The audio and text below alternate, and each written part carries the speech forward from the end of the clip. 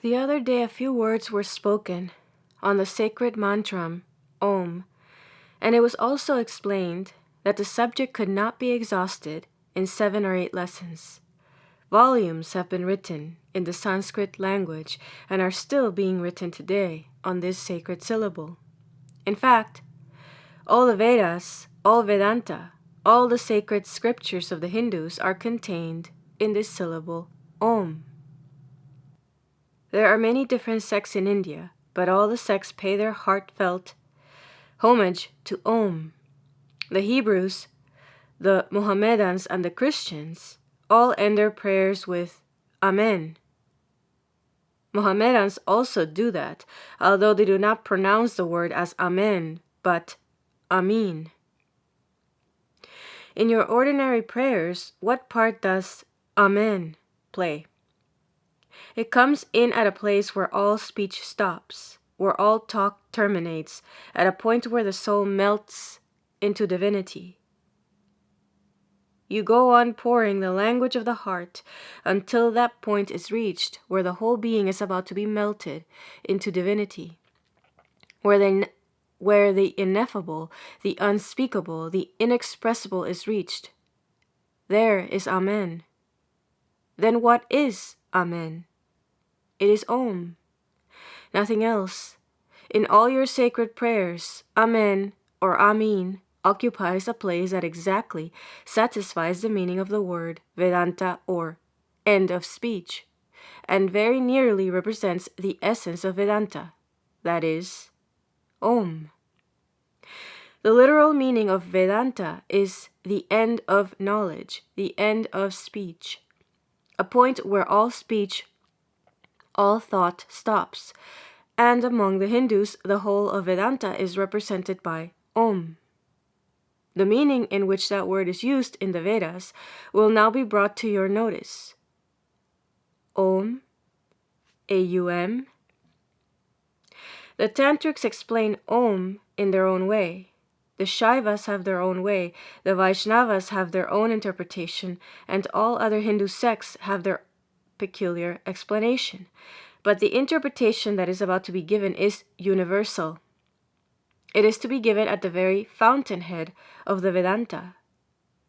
Om consists of A-U-M, the sound A, in accordance with the teachings of Vedanta, represents the so-called material universe, the solid seeming world, the world of gross senses, all that is observed in your wakeful state. All the experiences of the dreamland are represented by you, the observer, as well as the things observed. Both the subject and the object of the dreaming state are denoted by the sound U. The psychic or astral plane, the world of spirits, and all the heavens and hells are signified by U. M represents all the unknown in the deep sleep state, and even in your wakeful state, all that is unknown, all that is beyond comprehension of the intellect. Thus, Om, or Aum, covers all the threefold expressions of man, and stands for all the phenomenal worlds. There is in Om, Aum, the common principle called Amatra, that which signifies the imperishable, immutable, noumenon, or the thing in itself, running through and pervading the threefold phenomena. That Amatra will be treated fully in another lecture.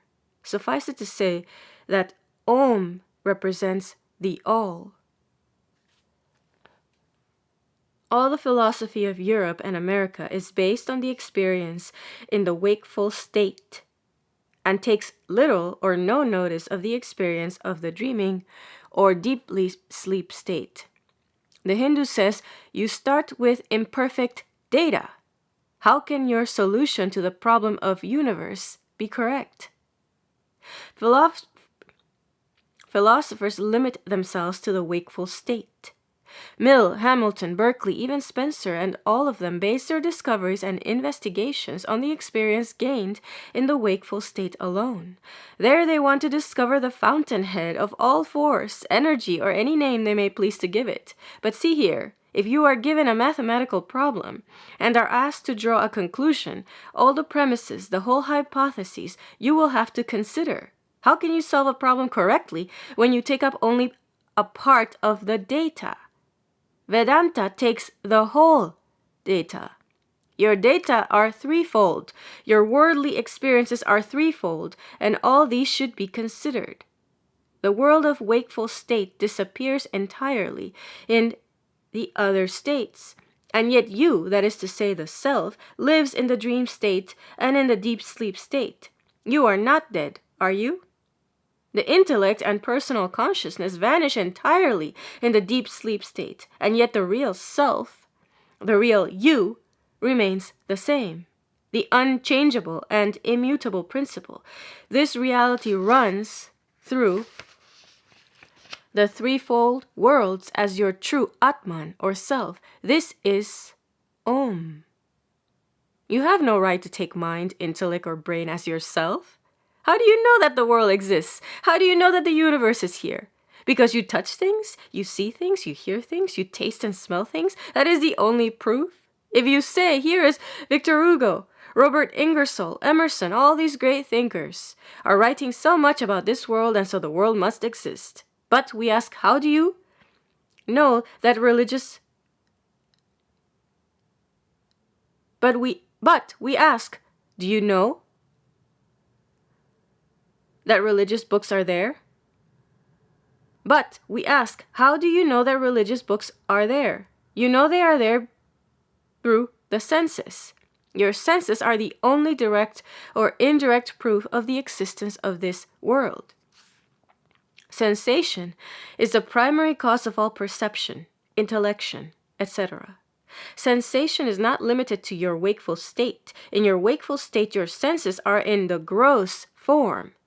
But do you not sense and perceive in your dreams? Have you not sense organs peculiar to that state? The outer eyes and outer ears are not working there. In the dreamland, you create your objects or senses and the corresponding sense organs or senses simultaneously. Thus, we see that in dreamland, the senses and the objects sensed are like the positive and negative poles of the same power, or as the obverse and reverse of the same coin. In dreams, the subject and the object spring up together. Both the subject and the object of dreams are comprised by the sound U in Om. And the underlying reality in which both the subject and the object appears as the underlying reality in which both the subject and the object appear as waves is the real Atman, or Om. According to Vedanta, just so in your wakeful state, your senses and the objects are correlated to each other as the positive and negative poles of the same power. In dreams, even though the objects are produced instantaneously, they appear to have a long past of their own. Similarly, in the wakeful state, the object of the world together with their past history make their appearance simultaneously with the percipient subject.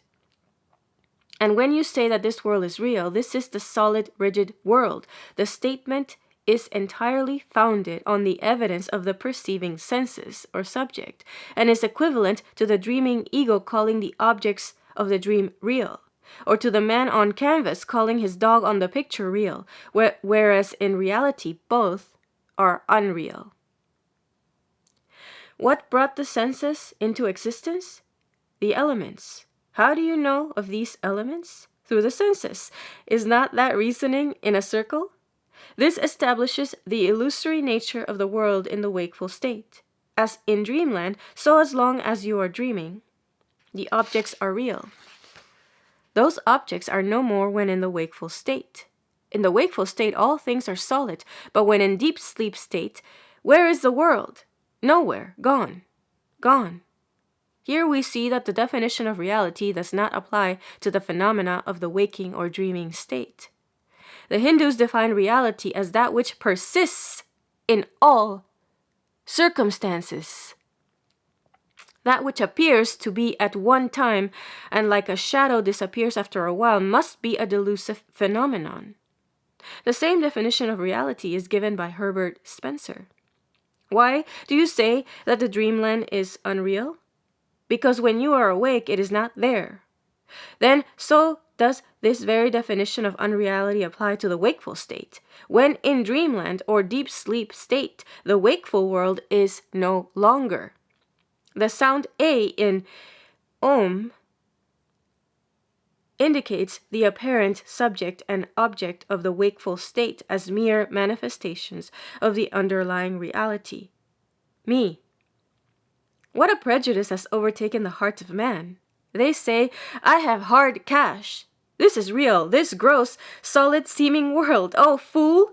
The only hard reality is yourself, unchangeable, eternal, is yourself. That is the only hard thing. The rest is all a trick of the senses. Some people do not like to accept this conclusion because it is derived from considering the dreaming and deep sleep states as rivals of the wakeful state. A few words will be said for their consideration. Over 1/2 of the surface of this big cipher of the earth, there being always night, almost half the population of the earth is always in the dreaming or deep sleep state.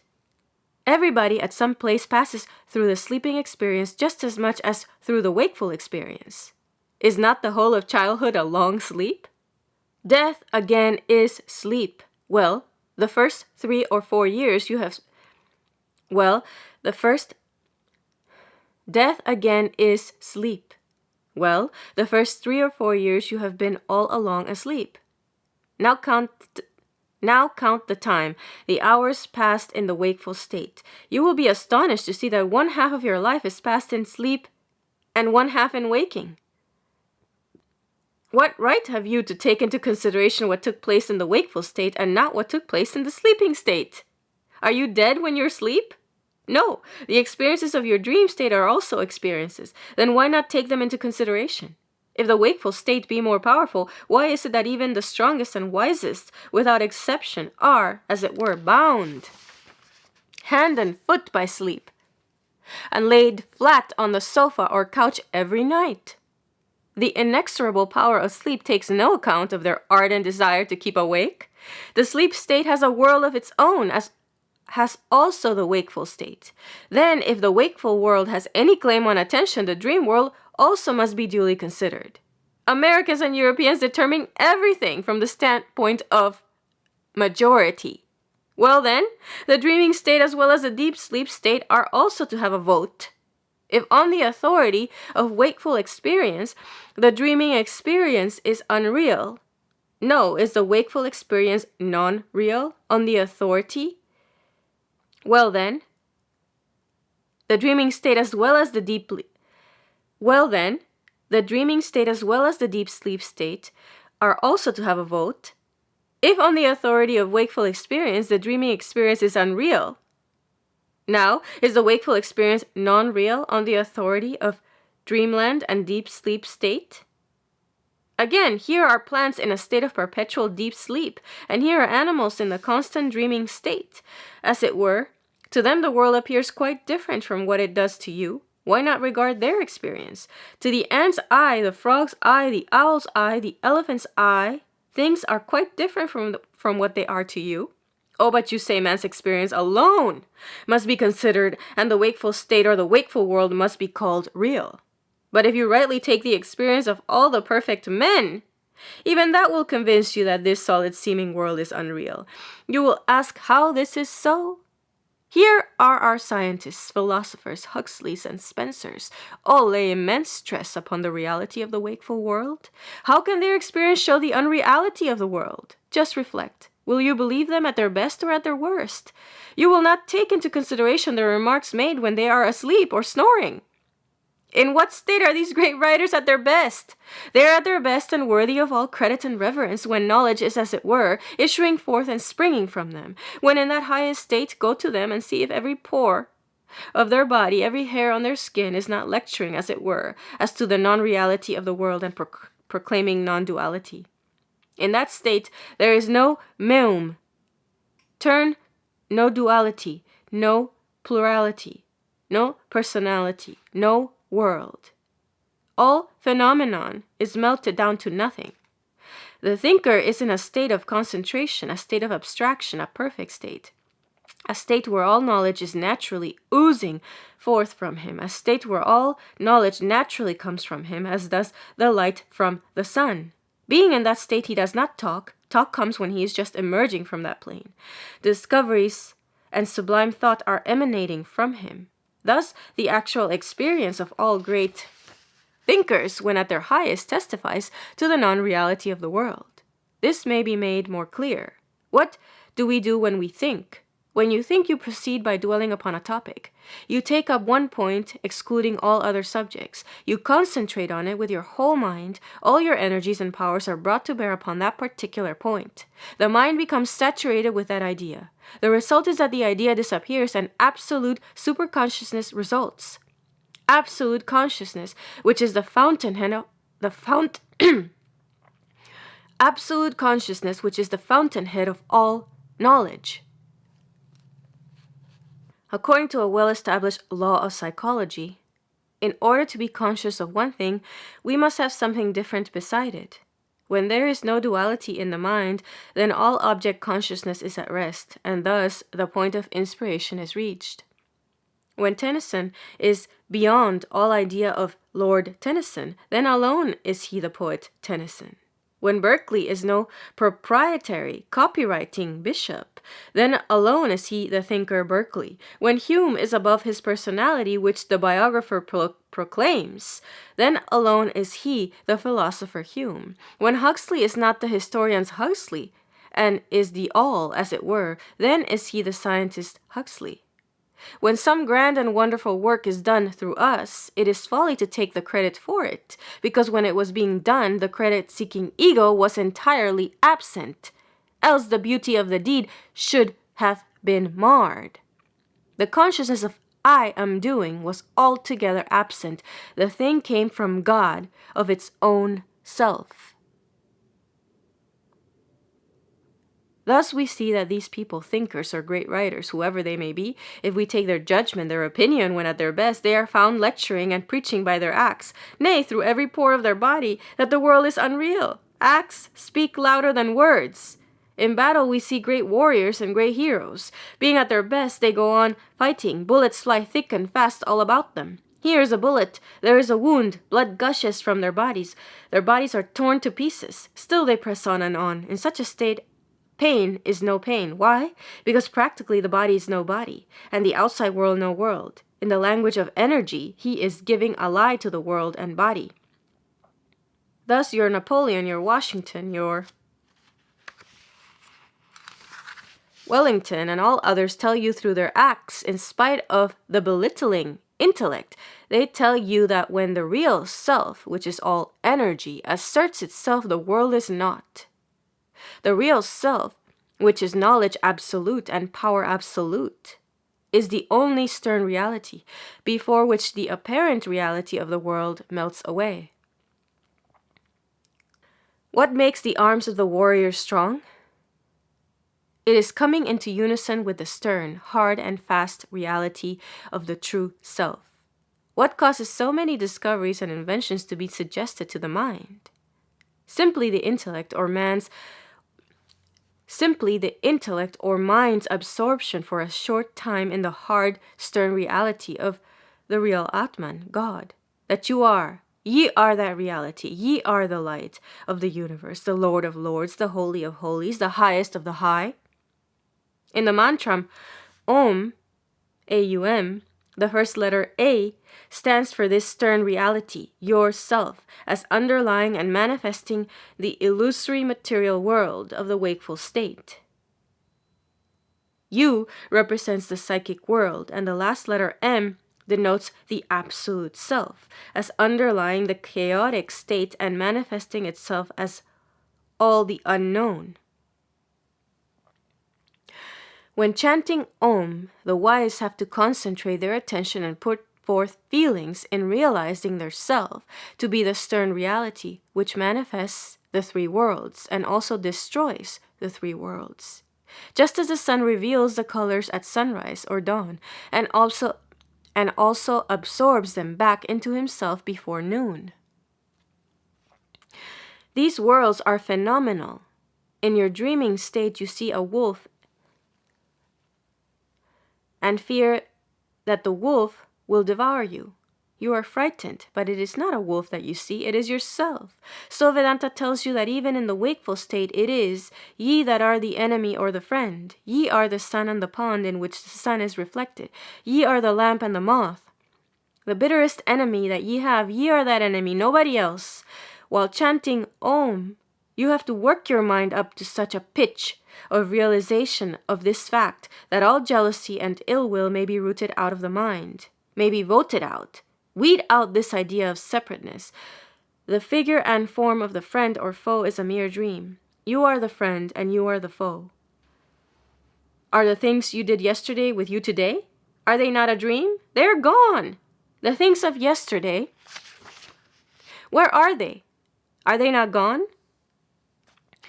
In this sense, also, the experience of the wakeful state is a dream. The experience of the dream state is a dream. The real, the hard cash, the stern reality, the real self is behind them. Realize that. Some people want to materialize thought instead of realizing all matter to be mere thought. Some people want to materialize thought instead of realizing all matter to be mere thought. They regard the material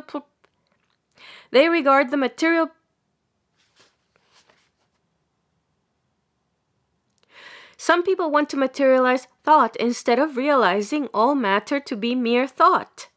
They regard the material plane to be real as compared with the astral world or the world of thought. According to Vedanta, the material as well as the astral worlds are unreal. You must rise above both because rest, true peace, happiness can be had only when the reality, the hard cash behind the senses, is realized. In Om, A is sometimes called a matra or form. U is often called a matra or form.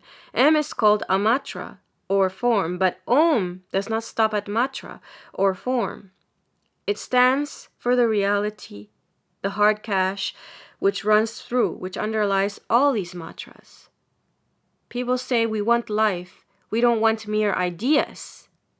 Oh, what is life? Is it the life of the dream state or the deep sleep state, or is it the life of the wakeful state that you want? All this is only apparent. The reality, the true life is yourself. There are stern laws which will not allow you enjoyment of pleasure forever through the senses. Is it possible for you to sell yourself to the senses, to the sense plane and be happy? No. It is impossible. There are most unrelenting, unrestrainable laws which cannot allow you to be happy in sensual pleasure. There are most unrelenting, unrestrainable laws which cannot allow you to be happy in sensual pleasure. The Atman is the real life, the hard cash. Realize that, and these material pleasures will begin to seek you. Just as the moth comes to the burning flame, just as the river flows to the ocean, just as the small official pays his respects to a great emperor, just so will pleasures come to you when you have perfectly known and felt your true self. Your divine majesty, the real glorious Atman, this Atman is represented by Om. It has been shown how out of Om, these three matras, the Hindus, especially the Vedas, give you a clue to the underlying reality that you are. Om means the underlying reality behind the Om means the underlying reality behind the scenes, the eternal truth, the indestructible self that you are. Thus, when you sing this sacred mantra, Om, you will have to throw your intellect and your body into your true self. Make these melt. Make these melt into the real Atman. Realize it and sing in the language of feeling. Sing it with your acts. Sing it through every pore of your body. Let it course through your veins. Let it pulsate in your bosom. Let every hair on your body and every drop of your blood tingle with the truth that you are the light of lights, the Son of sons, the ruler of the universe, the Lord of lords, the true self. The sun and stars are your handiwork, and the heavens and earth your workmanship. Everything declares your glory, and all nature pays you homage. Om. Om.